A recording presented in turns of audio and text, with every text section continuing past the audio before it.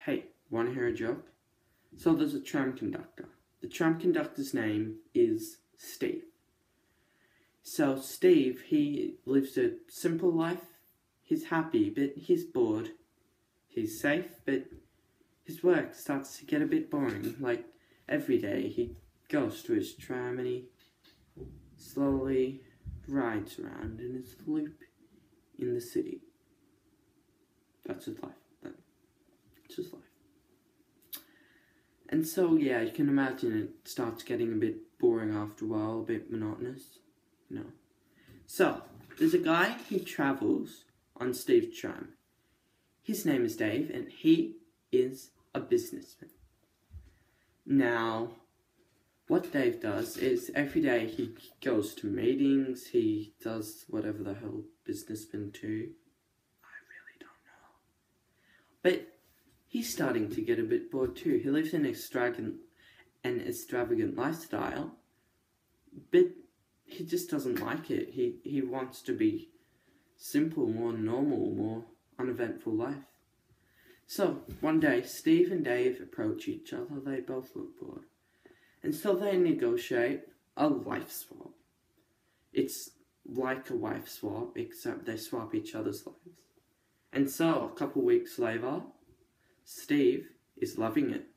He's absolutely loving it. He's going to meetings and he's got all this money. He's got private jets, private yachts, private everything. Just his whole life is private.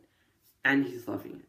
So one day, Steve and his colleagues, his business colleagues, are out on a yacht, his private yacht, celebrating their recent business success. And so unfortunately, it's not a good time to be out on the yacht. And so there's a massive storm, bigger than anything else I've ever seen. It capsizes the yacht, and they all die. Except Steve. Now Steve manages to cling on to a bit of debris. And for a while, he's just floating there, out in the ocean. And he thinks his life is over. He honestly thinks he's about to die. But then, he spots land. He frantically swims to it, but luckily, the currents go in his direction. So, he gets there quickly.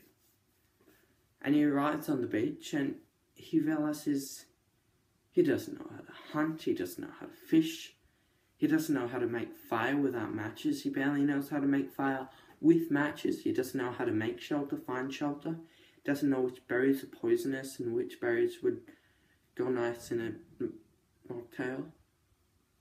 He's screwed. But luckily, on this island, there are a tribe of natives, and very primitive natives, and they only discovered the wheel 1,000 years ago. They only discovered how to make fire 200 years ago. Pretty primitive.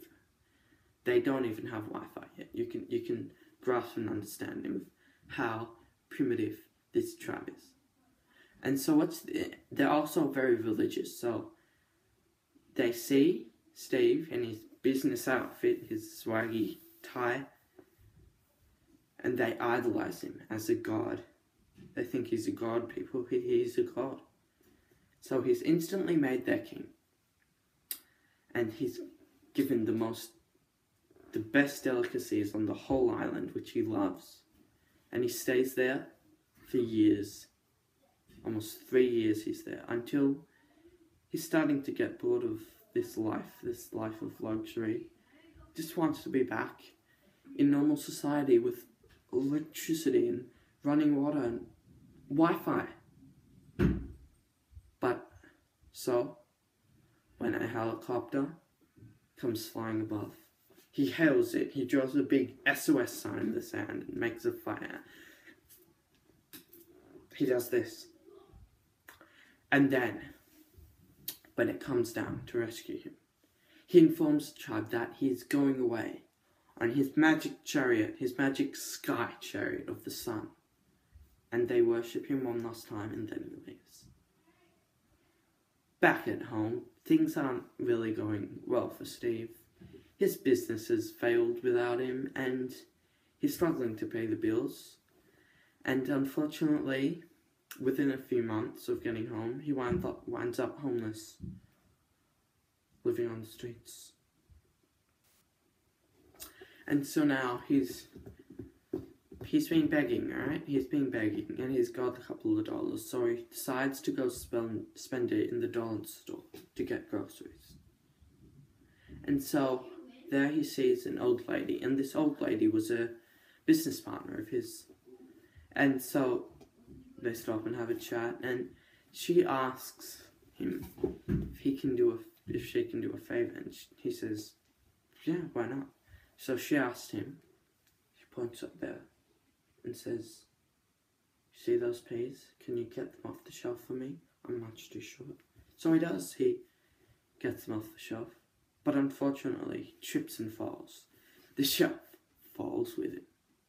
He's alright, a few bruises, but unfortunately it falls on the lady, and the lady dies.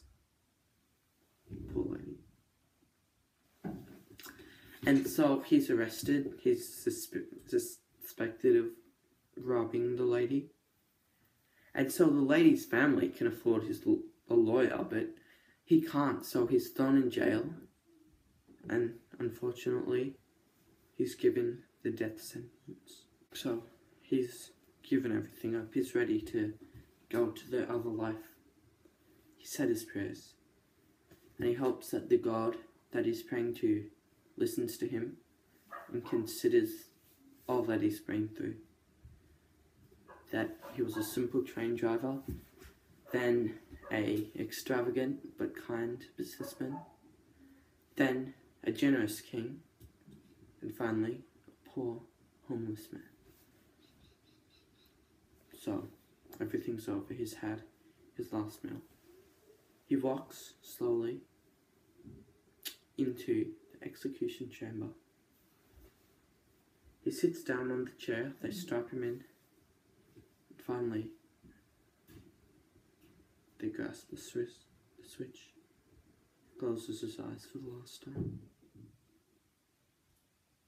They pull the switch, but nothing happens. Nothing happens. And they try again, and again, but nothing happens. He's fine. He's still moving. He's fine. And so they call an electrician, right? He rewires all the circuits. He rewires everything. Nothing seems to be wrong. So they do it again. But he's still fine. He's still not dead. And so they say, what could this be? What happened? What manner of sorcery is this? And he says, there's nothing wrong with the circuits. There's nothing wrong with anything. I guess the guy's just a really bad conductor.